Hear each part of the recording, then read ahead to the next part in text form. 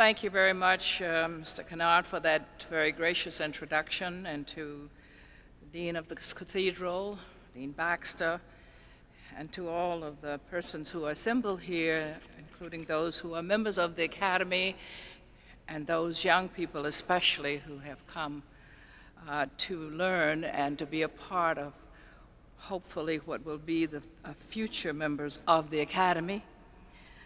I want to say how delighted it is for me to be here and to thank the American Academy of Achievement for inviting me to be a part of this program tonight, and for doing such a wonderful job of encouraging young people to pursue excellence to fulfill their potential.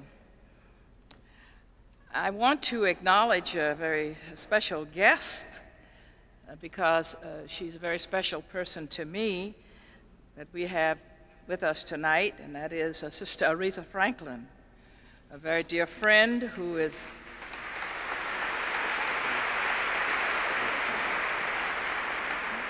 not only one of the greatest singers of all time, but also a great human being.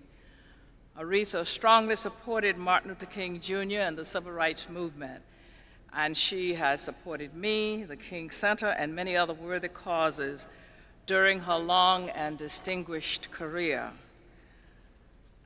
And I am delighted to be here among so many young people who have demonstrated an energetic commitment to excellence and achievement. I want to congratulate all of you for your hard work and dedication, which has brought you to this wonderful program.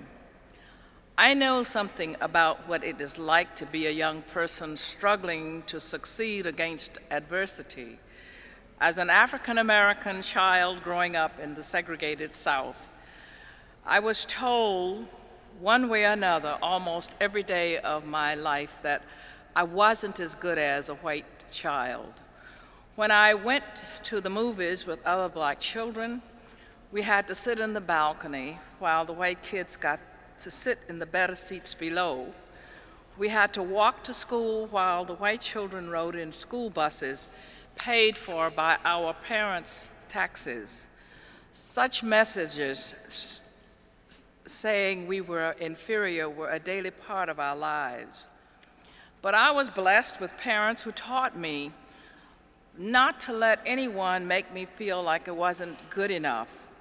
And as my mother told me, you are just as good as anyone else.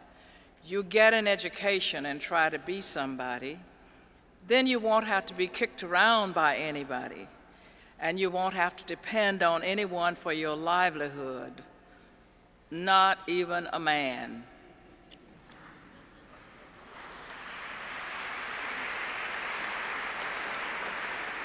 Encouraged by my parents, I developed a determination to get the best education I could. I received a scholarship to Antioch College in Yellow Springs, Ohio, and after completing my studies in music and education, I applied for and received a scholarship to the New England Conservatory of Music in Boston, where I studied to become a concert singer. As a result of my upbringing, I had a strong faith in God and in allowing myself to submit to God's will and purpose for my life. And I believe it was God's will and purpose for my life that led me to Boston, where I met Martin Luther King Jr. After we married, we moved to Montgomery, Alabama, where my husband had accepted an invitation to be the pastor of Dexter Avenue Baptist Church. Before long, we found ourselves in the middle of the Montgomery bus boycott, and Martin was elected leader of the protest movement. As the boycott continued, I had a growing sense that I was involved in something so much greater than myself, something of profound historic importance. I came to the realization that we had been thrust into the forefront of a movement to liberate oppressed people, not only in Montgomery, but also throughout our country, and this movement had worldwide implications. I felt blessed to have been called to be a part of such a noble and historic cause. After we were successful in desegregating the buses in Montgomery, the nonviolent revolution we launched in Montgomery spread like a prairie fire across the southern states. My husband led nonviolent protest campaigns against racism and segregation in cities across the South, as well as in Chicago, Cleveland, and other cities in the North. During this time, I had 3 more children and participated in movement activities as much as possible.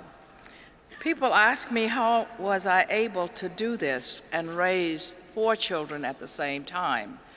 I can only reply that when God calls you to a great task, He provides you with the strength to accomplish what He has called you to do. Faith and prayer, family and friends were always available when I needed them, and of course, Martin and I always were there for each other. I learned that when you are willing to make sacrifices for a great cause, you will never be alone because you will have divine companionship and the support of good people. And this same faith and cosmic companionship sustained me after my husband was assassinated and gave me the strength to make my contribution to carrying forward his unfinished work. On March 31st, 1968, just 4 days before Martin was assassinated, as it has been said by Dean Baxter, he delivered his last sermon entitled Remaining Awake Through a Great Revolution right here in this cathedral. In the sermon, Martin inspired us with his unshakable faith in the triumph of good over evil. And he said, with this faith, we will be able to hew out of the mountain of despair the stone of hope. With this faith, we will be able to transform the jangling discord of our nation into a beautiful symphony of brotherhood. And so today, I want to challenge you to make a courageous commitment, not only to achieve personal success, but to use your success to help create this beautiful symphony of brotherhood and sisterhood.